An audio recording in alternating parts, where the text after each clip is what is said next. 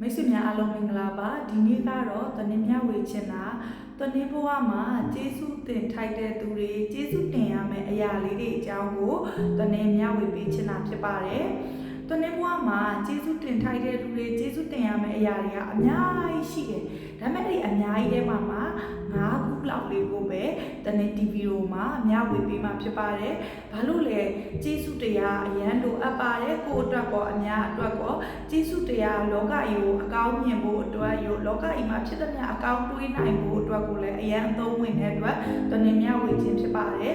တနင်္ဘဝမှာတနင်္ကျေးဇူးတင်တဲ့လူပထမဆုံးကဘာတူလဲလို့ဖြစ်မယ်ဆိုလို့ရှိရင်တနင်္မိဘနှစ်ပါးဖြစ်ပါတယ်တနင်္မွေးပွားပေးခဲ့တဲ့ဒီနေ့ဒီနေရာရောက်ရှိလာအောင်သူတို့နှစ်ပါးမွေးပွားပေးလို့တနင်္ရောက်ခဲ့တဲ့အတွက်ပေါ့နော်တနင်္မိဘနှစ်ပါးကိုတနင်္ကျေးဇူးတင်တဲ့နံပါတ်1ကတော့တနင်္ရကံတရားပေါ့နော်တနင်္ရကံတရားကိုလည်းတနင်္ကျေးဇူးတင်ပါတယ်ဘာကြောင့်လဲတနင်္ကိုတန်မာအောင်လို့ပေါ့နော်တနင်္ကိုရိုလာကိုစတာလိုမျိုးမြင်လိုက်နှိပ်လိုက်တက်လိုက်ကြလိုက်အမျိုးစုံတနင်္ကိုခံစားစေတဲ့တနင်္ရကံတရားကိုလည်းတနင်္ကျေးဇူးတင်ပါတယ်နံပါတ်3တနင်္ကျေးဇူးတင်ရမယ့်အရာကတော့တနင်္ကိုလမ်းမရောက်အောင်လမ်းမှန်ကိုဒီဇိုင်းမတ်ရှောက်ဖြစ်အောင်ပေါ့နော်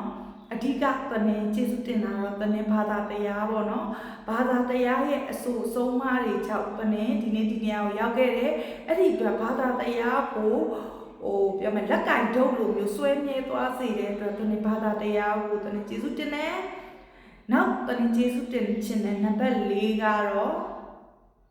တနင်္ရဲ့ပေါ့နော်ဒီဖြတ်တန်းခဲ့တဲ့ဘဝတစ်လျှောက်လုံးမှာတနင်္ဘဝကြီးမှာသင်စရာမြင်စရာကြားစရာတွေရှိတယ်အဲ့ဒီသင်စရာမြင်စရာကြားစရာအားလုံးကိုလည်းတနင်္ဒီနေရာကနေအထူးပဲကျေးဇူးတင်ပါတယ်ဂါရဝပြုကြောင်းလည်းပြောချင်ပါတယ်ဘာလို့လဲဆိုလို့ရှိရင်ဆရာတွေနာမည်တွေအများကြီးမခေါ်တော့ပါဘူးဘာလို့လဲမြန်မာနိုင်ငံမှာရှိတဲ့ဆရာတော်တော်များများအားလုံးစီမှာတနင်္ပညာတွေသင်မှုခဲ့တဲ့စီးမှုခဲ့တဲ့တနင်္အားပေးမှုတွေပေးခဲ့တဲ့လမ်းညွှန်မှုတွေပေးခဲ့တဲ့အဲ့ဒီဆရာအားလုံးကိုတနင်္ကျေးဇူးအထူးပဲတင်ပါတယ်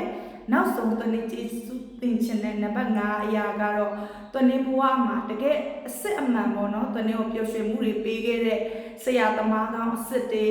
မိတ်ဆွေကောင်းမိတ်ဆွေစစ်မိတ်ဆွေမှန်နေအဲ့ဒီစစ်မှန်မှုတွေပေးခဲ့တဲ့လူတွေကိုလည်းကျေးဇူးတင်တယ်လို့တနင်္ကိုတောကတွေနဲ့ဒုက္ခတွေနဲ့ပေးခဲ့တဲ့အယောင်ဆောင်တွေကိုဘဝသင်ခန်းစာပေးခဲ့တဲ့အယောင်ဆောင်တွေကိုလည်းကျေးဇူးတင်ပါတယ်လို့ပြောချင်ပါတယ်ကျွန်မနာမည်ကတော့တော်တော်နေမှာ TNZ Employee Service Zone ရဲ့ CEO တယောက်ဖြစ်တယ်လို့ Career Life Coach နဲ့ Trainer တယောက်လည်းဖြစ်ပါတယ်အားလုံးကျေးဇူး